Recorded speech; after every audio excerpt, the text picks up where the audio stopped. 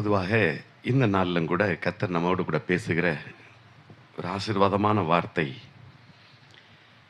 என்னவென்று சொன்னால், எத்தனையோ காலங்கள் உருண்டோடி விட்டது. கிட்டத்தட்ட இயேசு கிறிஸ்து இந்த பூமியிலிருந்து அவர் பரமேறி சென்றதற்கு பிற்பாடு ஏறத்தாழ 2000 வருஷங்களுக்கு மேலாகிவிட்டது. ஆக இந்த நாள்லையும் கர்த்தராகிய தெய்வம் நமக்கு முன்பாக ஒரு ஆறுதலான வார்த்தையை சொல்லும்படியாக நாம் கடந்த வாரத்தில் அதை குறித்து நாம் தியானித்தோம்.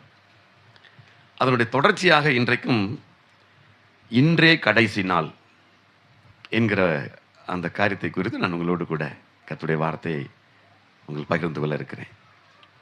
இன்றே கடைசி நாள். புரியுதா உங்களுக்கு? கர்த்தருக்கு மகிமை உண்டாகட்டும். ஒவ்வொரு மனுஷனுடைய வாழ்க்கையிலும் சில முக்கியமான முடிவெடுக்கக்கூடிய தருணம் வரும்.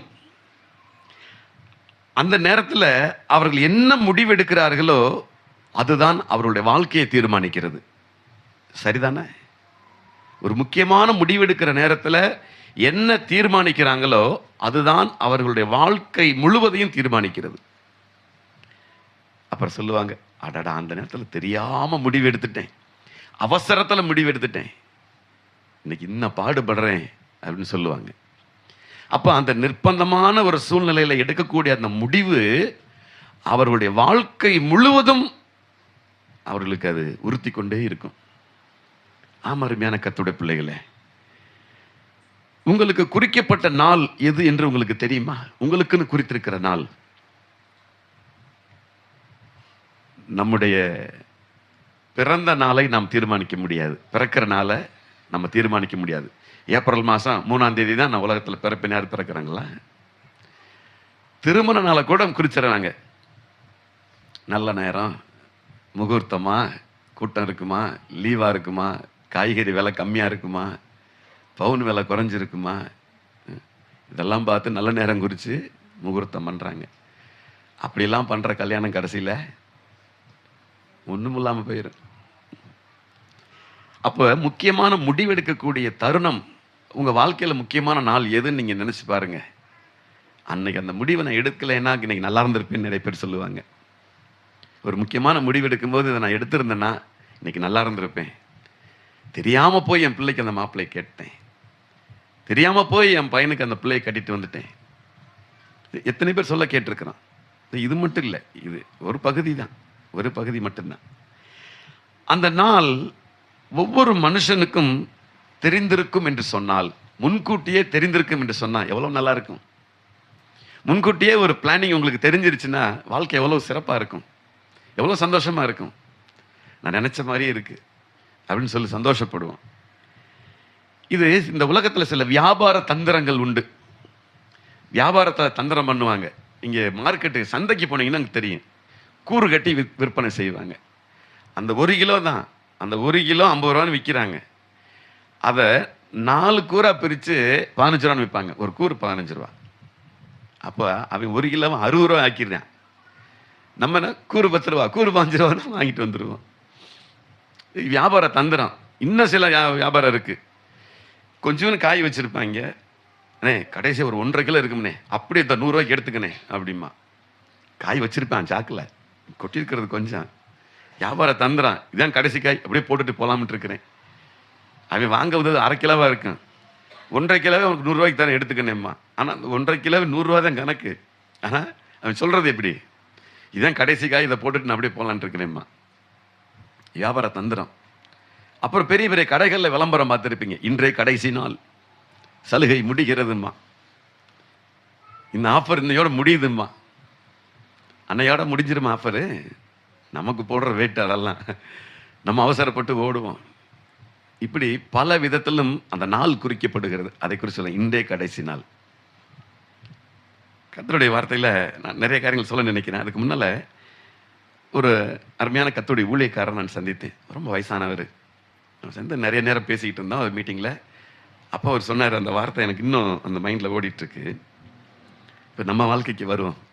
இதெல்லாம் உலக வாழ்க்கை. நம்ம வாழ்க்கை எப்படின்னு பார்த்தீங்கன்னா, ஒவ்வொரு நாளும் அதிகாலையில் எழுந்து ஆண்டவரிடத்தில் ஜெபிக்கும்போது எப்படி ஜெபிக்கணுமா, இந்த நாள் தான் எனக்கு கடைசி நாள்,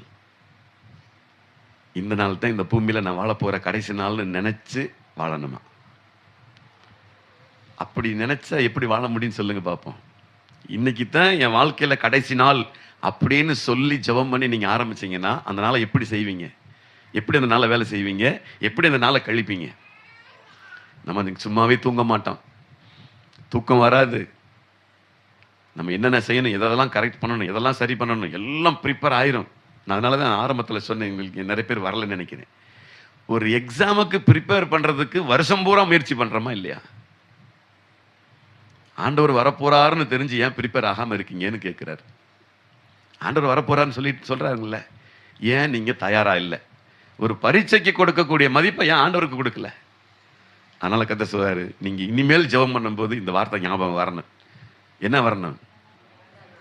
இன்னைக்கு தான் எனக்கு கடைசி நாள், இன்னைக்கு தான் எனக்கு கடைசி நாள்ங்கிற பயம் உங்களுக்குள்ள வரணும். யாருக்கு தெரியும்? பேசிட்டு இருக்கும் போதே ஆண்டவர் வந்தாலும் வந்தது தான். இந்த நொடிப்பொழுதில் ஆண்டவர் வந்துட்டு போனாலும் ஆச்சரியப்படுறதுக்கு இல்லை. எத்தனை பேர் இருக்கிறாங்க போறாங்கன்னு இருக்கிறவங்களுக்கு தான் தெரியும், விட்டுட்டு போறவங்களுக்கு, கைவிடப்பட்டவங்களுக்கு தான் தெரியும். பேசிட்டு இருக்கும்போது திடீர்னு பேசிட்டு இருக்கும்போது ஆள் காணாமல் போயிடுவாங்க. ஏன் இந்த நாள் கடைசி நாள் இருக்கக்கூடாது? இப்படி ஒவ்வொரு நாளும் காலையில் ஜெபம் பண்ணணும்னு அந்த ஐயா சொல்லி கொடுத்தாங்க. இறந்துட்டாங்க, அவங்க நமக்கு முன்னால் போயிட்டாங்க. ஆனால் சொல்லி கொடுத்த வார்த்தை இன்னைக்கும் பேசுது. இனிமேல் அப்படி தீர்மானம் எடுப்பீங்களா? இன்னைக்கு தான் என் வாழ்நாள் கடைசி நாள். ஏன் அதை சொன்னாருன்னா அதுக்கப்புறம் தான் எனக்கு புரிஞ்சிச்சு எந்த அளவுக்கு அந்த நாளை முக்கியப்படுத்துவோம் பாருங்க, தயாராகும் பாருங்க. ப்ரிப்பேர் ஆயிடுவோம், நம்ம ஆண்டோடைய வருகைக்கு தயாராகிடுவோம், அவரை எதிர்கொண்டு போக தயாராகிடுவோம். எந்த ஒரு தீமையும் வைக்க மாட்டோம், யாருக்கும் கடன் பாக்கி வைக்க மாட்டோம், யாரையும் விரோதிக்க மாட்டோம், யாரையும் பகைக்க மாட்டோம், எல்லாரும் கூட சமாதானம் இருப்போம், எல்லா சந்தோஷத்தோட வாழ்வோம். அந்த பயம் நமக்குள்ள இருந்துகிட்டே இருக்கணும். அதுக்காகத்தான் கடைசியாக ரொம்ப யோசிச்சு என்ன தலைப்பு போடுறதுப்பா அப்படின்னு யோசிச்சுட்டு இருக்கும்போது இன்றே கடைசி நாள்னு சொல்றாரு. இன்றே கடைசி நாள். இது வியாபாரம் இல்லை, இதோ கத்திரிக்காய் கூறு கட்டி விற்கிற வியாபாரம் இல்லை, இது வாழ்க்கை. அதை மறந்துடாதீங்க. அருமையான கர்த்தருடைய பிள்ளைகளே, உங்களுடைய பரிசுத்த வாழ்க்கைக்கு கேடு விளைவிக்கக்கூடிய தீய எண்ணங்கள் அல்லது தீய செயல்களை தூக்கி எறிஞ்சிடணும். அது உங்கள் வாழ்க்கையை கெடுத்துரும். தீமையான எண்ணங்கள், தீமையான சிந்தனைகள், தீமையான பழக்கங்கள் உங்கள் வாழ்க்கையை சீரழித்து விடும். அதனால இன்றைக்கு தான் எனக்கு கடைசி நாள்னு நீங்கள் அறிக்கையிட்டீங்கன்னா இந்த இதெல்லாம் தூக்கி போட்டுருங்க.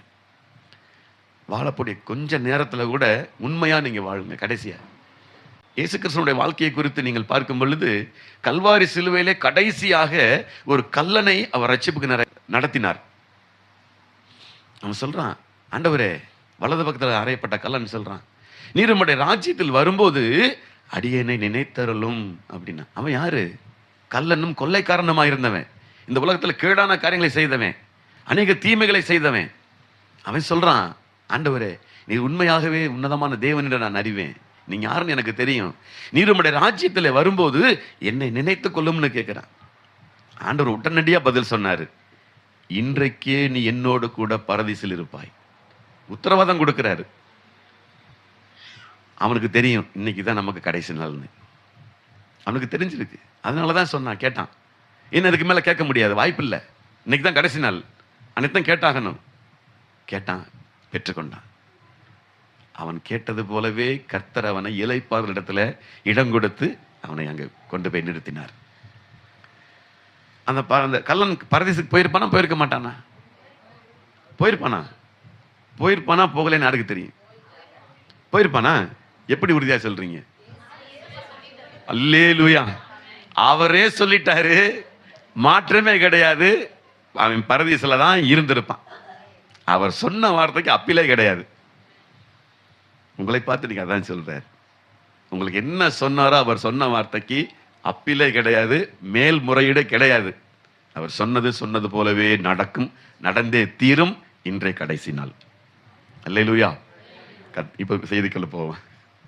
இது வரைக்கும் செய்தி இல்லையாங்கிறீங்களா? இது செய்தி தான். கர்த்தருக்கு ஸ்தோத்திரம். சரி, நாளைக்கு திருந்தீரேன்னு சொல்றவங்க எத்தனை பேர்? எத்தனை பேர் சொல்ல முடியும்? அதுதான் முக்கியம். நான் நாளைக்கு திருந்திடுறேங்க, இன்னைக்கு இருக்கிறியான்னு பாரு. நாளைக்கு நான் சரியாயிருவேன், நாளைக்கு நான் மாறிடுவேன், வாய்ப்பே இல்லை ராஜா. அந்த வாய்ப்பு நம்ம கொடுக்கப்படாது. இன்னைக்கு மாறணும், இன்னைக்கு தான் நம்ம திருந்தணும். அது அருமையான கர்த்தருடைய பிள்ளைகளை. ஏனென்றால் நீதிமொழிகள் 28:13 சொல்லுகிறது, தன் பாவங்களை மறைக்கிறவன் வாழ்வடைய மாட்டான், அவைகளை அறிக்கை செய்து விட்டு விடுகிறவனோ இரக்கம் பெறுவான்.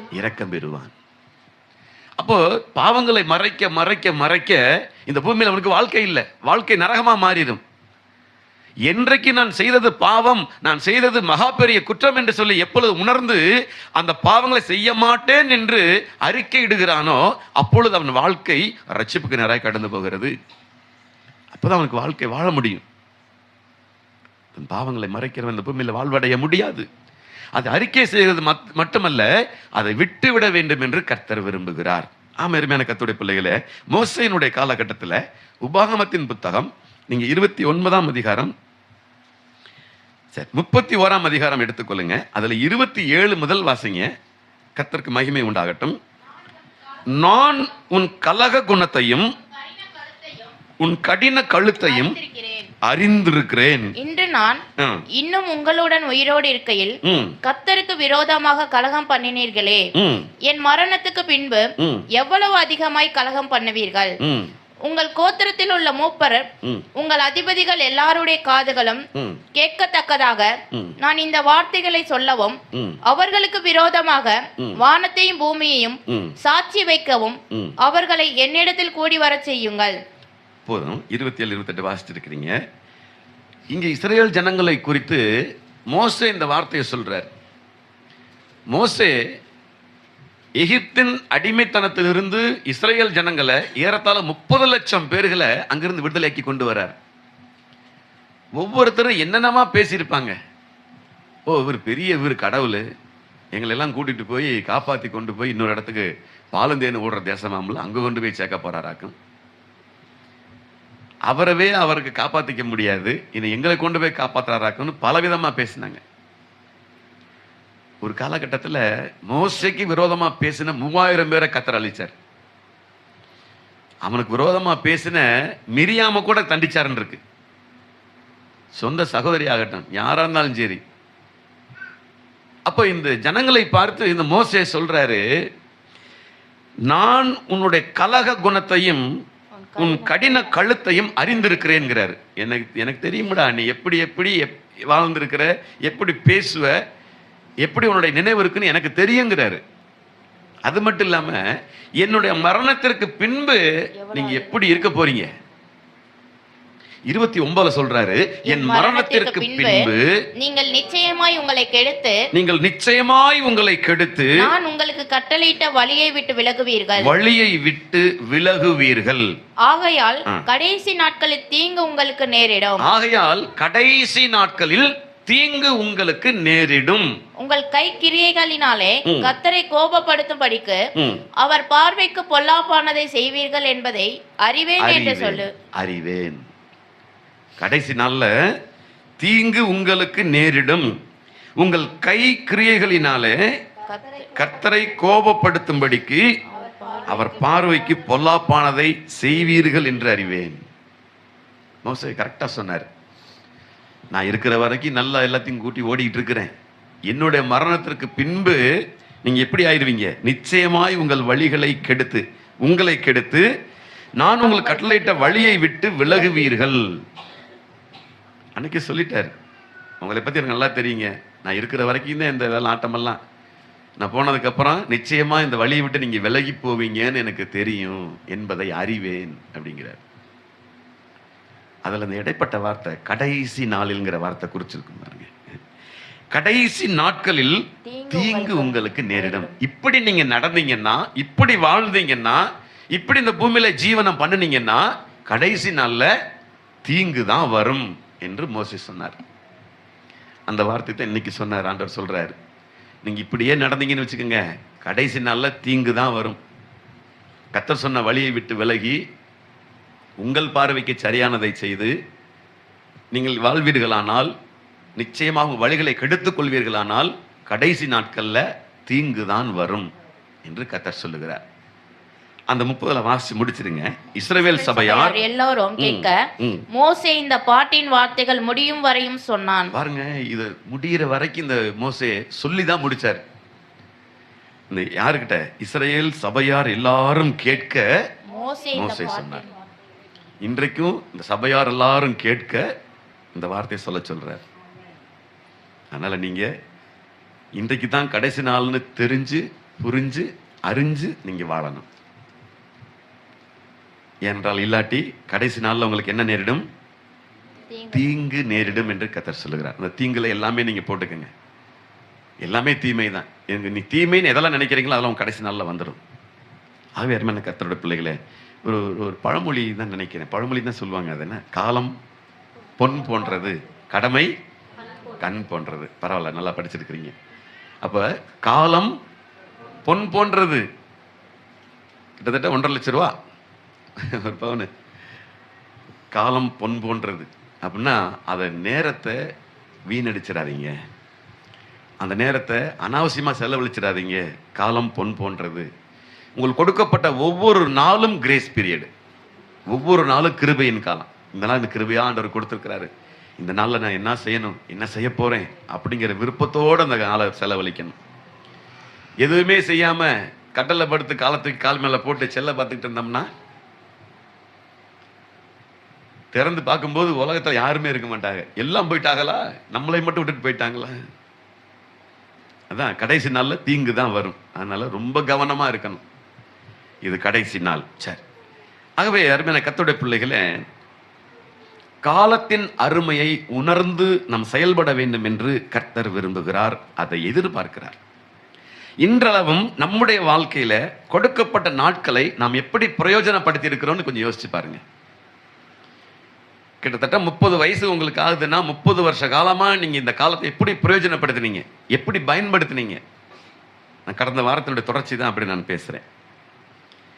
அப்போஸ்தலர் நடவடிக்கைகள் 17ஆம் அதிகாரத்துல 30ஆம் வசனத்தை ஒருவர் வாசிக்கலாம். அப்போஸ்தலர் நடவடிக்கைகள் 17ஆம் அதிகாரம். அறியாமையுள்ள காலங்களை அறியாமையுள்ள காலங்களை தேவன் காணாதவர் போல் இருந்தார். தேவன் காணாதவர் போல் இருந்தார். இப்பொழுதோ மனம் திரும்ப வேண்டும் என்று மனம் திரும்ப வேண்டும் என்று எங்குமுள்ள மனுஷர் எல்லாருக்கும் எங்குமுள்ள கட்டளையிடுகிறார். மனுஷர் யாவருக்கும் கட்டளையிடுகிறார். அல்லேலூயா. அல்லேலூயா. அறியாமையுள்ள காலங்களை தேவன் காணாதவர் போல் இருந்தார். அதாவது நீங்க சொல்லலாம், எனக்கு ஆண்டவரே தெரியாதுங்க, எனக்கெல்லாம் ஏசப்பாவை குறித்து யாருமே சொல்லலைங்க, எனக்கெல்லாம் இப்படி ஒரு தெய்வம் இருக்காருன்னு எனக்கு தெரியாதுங்க, இப்படி எனக்கு இந்த சோதனை வரும்னு தெரியாதுங்க அப்படின்னு அறியாமையுள்ள காலங்களை தேவனாகிய கர்த்தர் கண்டும் காணாதவர் போல இருந்து விட்டார். ஆனால் இப்போ அப்படி இல்லை. இப்பொழுதோ மனம் திரும்ப வேண்டும் என்று எங்குமுள்ள மனுஷர் யாவருக்கும் கட்டளையிடுகிறார். சரி, உங்களை கேட்கிறேன், மனம் திரும்புதல்னா என்னங்க? முதல்ல பாவத்தை விட்டு நம்ம பாவின்னு ஒத்துக்கிறோமா? பாவத்தை விட்டு மனம் திரும்புறத மனம் திரும்புதல். சரி, வேற ஏதாவது சஜஷன்ஸ் இருக்கா? மனம் திரும்புதல்னா என்னன்னு சொல்லுங்களேன். தப்பா இருக்கிறத திருத்தி சரியா மாத்தணும், அதான் மனம் திரும்புதல். நம்ம மனசுல தப்பா நினைக்கிறத திருத்தி சரியா திருத்துறது மனம் திரும்புதல். சரி, வேற ஏதாவது? இயேசுனுடைய இயேசுவை ஏற்றுக்கொண்டாலே மனம் திரும்புதல் தான். Very good. சரி, வேற? அதான் சுருக்கமா உங்களுக்கு சொல்லி கொடுத்துறேனே. இப்ப பாத்துக்கங்க, ஒரு மனுஷன் ஒரு குறிப்பிட்ட பாதையை நோக்கி இப்படி போயிட்டே இருக்கிறான். அவன் போற பாதை தப்பு, அவன் போற பாதை தவறான பாதை. கூகுள் மேப் மாதிரி நேர போனா போய் எங்க விழுவான்னா எங்கேயாவது ஒரு வழியில போய் விழுந்ததே ஆகணும். நேற்று கூட ஒரு நண்பர் சொல்லிட்டு இருந்தாப்புல, வேடசந்தூர் பக்கம் போயிட்டாரா, எங்கேயோ போய் மேப் போட்டு போய் குளத்துக்குள்ள போய் நின்ட்டாப்புலையா. அங்க போனா முள்ளு காடு. அதுக்கப்புறம் அங்க வர்றவங்களை கேட்டாரு, வழி இருக்கான்னு கேட்டேன். வழி இருக்குதுங்க, தண்ணிக்குள்ள இறங்கி போங்கன்னாங்களா. இவங்க பைக்கில் எப்படி இறங்கி போறது முள்ளு காட்டுக்குள்ள? கூகுள் மேப் அப்படி வழி காமிச்சிருக்கு. நான் சொல்ல வந்த விஷயம், ஒரு மனுஷன் அவன் போற வழி தவறு, அவன் போற செயல்பாடு தவறு, போற வழி தவறு, பாதை தவறு, எல்லாம் தவறு. அப்படி தவறான வழியில போற மனுஷனை, டேய் நில்றா, இந்த பாதை தப்பு, நீ ஆப்போசிட்டா நேரா திரும்பி போடா, இதுதான் சரியான வழியில் சொல்றமே, அதுதான் மனம் திரும்புதல். புரியுதா? அவன் மனசை திருப்ப, இப்போ மனசு போறது தவறு, உன் மனசு யோசிக்கிறது தவறு, நீ இப்படி சிந்தனை பண்றது மகா பெரிய முட்டாள்தனம் சொல்லி அவனை சரியான பதிலை திருப்புகிறது தான் மனம் திரும்புதல். இதோட எளிய விளக்கமா யாரும் சொல்ல மாட்டாங்கன்னு நினைக்கிறேன். ரொம்ப சிம்பிளா இதை புரிஞ்சுக்கலாம். அப்ப நாம யாரெல்லாம் அப்படி தவறான பாதையில பயணம் போறோமோ அவங்களை சரியான பதிலை திருப்பி கொண்டு வர்றதுக்கு பேர் தான் மனம் திருப்புதல்னு பேர். ரிப்பன்ட் என்று ஆங்கிலத்தில் சொல்லுகிறாங்க. கர்த்தருக்கு மகிமை உண்டாகட்டும். பாருங்க, அப்ப ரோமர் 12:2 வாசிங்களே. ரோமர்கள் நிருபத்துல அப்போஸ்தலனாகிய பவுல் இதை சொல்றாரு. நீங்கள் இந்த பிரபஞ்சத்திற்கு ஒத்த வேஷம் தெரியாமல் நீங்கள் இந்த பிரபஞ்சத்திற்கு ஒத்த வேஷம் தெரியாமல் தேவனுடைய நன்மையும் பிரியமும் பரிபூர்ணமான சித்தம் இன்னதென்று பகுத்து அறியத்தக்கதாக உங்கள் மனம் புதிதாகிறதுனாலே புதிதாகிறதுனாலே இந்த உலகம் போகிற போக்குல நானும் போறேன், மனசு இந்த உலகத்தான் போகிற வழியில நானும் போறேன்னு போகாம இந்த உலகத்துக்கு ஒத்த வேஷம் தரிக்காம தேவனுக்கு எது நன்மையானது, எது பிரியமானது, எது பரிபூர்ணமான சித்தம் என்பதை அறிந்து ஆராய்ந்து அதன் பிரகாரம் மனம் புதிதாக வேண்டும் என்று கர்த்தர் விரும்புகிறார். நமக்குள்ள முதல்ல அந்த எண்ணம் வரணும். நான் செய்யறது தப்பு, நான் போற பாதை தப்பு, நான் சரியான முடிவெடுக்கல, நான் சரியான முடிவெடுக்காம போயிட்டேன், திரும்பி வந்துடணும்னு நம்ம மனசு சொல்லுதே, அதுதான் மனம் திரும்புதல்.